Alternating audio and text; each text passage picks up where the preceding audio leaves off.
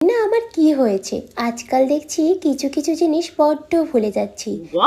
তার একটি নমুনা হলো এই বোতলটি। আমার এক স্টুডেন্ট প্রায় 2 সপ্তাহ আগে এই বোতলটি দিয়ে বলেছিল তাকে কিছু পেন্টিং করে দেওয়ার জন্য, কিন্তু আগের উইকে এসে ও যখন আমায় চেয়েছিল তখন বললাম যাহ, আমি তো একেবারে ভুলে গেছি, নেক্সট উইকে নিশ্চয়ই করে দেব। কিন্তু জানো এই উইকেও আমি ভুলে যাচ্ছিলাম।